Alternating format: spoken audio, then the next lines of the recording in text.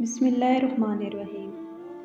हज़रत अली बिन अबी तालिब रज़ी अल्लाह अन्हु भूख की हालत में घर से निकले। एहसास सर्दी की शिद्दत से थर थर कांप रहे थे।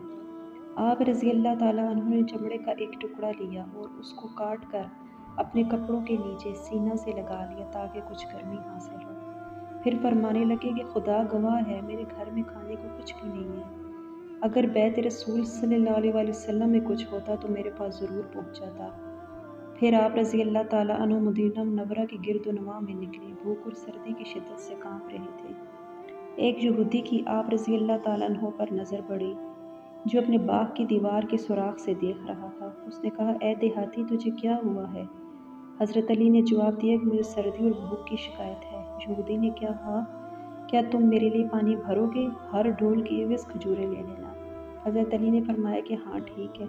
यहूदी ने बाग का दरवाज़ा खोला और हज़रत अली अंदर दाखिल हो गए।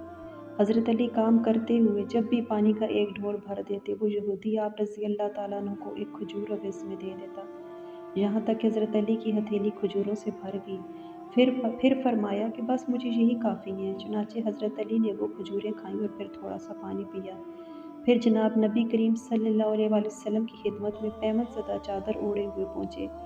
जब रसूल अल्लाह ने उनकी ये हालत देखी तो आप सल्लल्लाहु अलैहि वसल्लम को वो नेमतें याद आ गई जो हज़रत अली को कल को हासिल थी, और आज उनकी हालत देखकर आंखों में आंसू भर आए और फिर रोने लगे और फरमाया, इस दौर में तुम्हारा क्या हाल होगा जब तुम एक जोड़ा सुबह पहनोगे और एक जोड़ा शाम को पहनोगे, और तुम्हारे घर यूं ढांके जाएंगे जैसे खाना काबा को ढांका जाता है।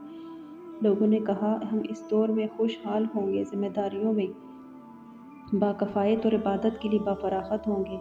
नबी पाक ने फरमाया कि नहीं, बल्कि तुम इस दौर के मुकाबले में आज ज़्यादा बेहतर हो।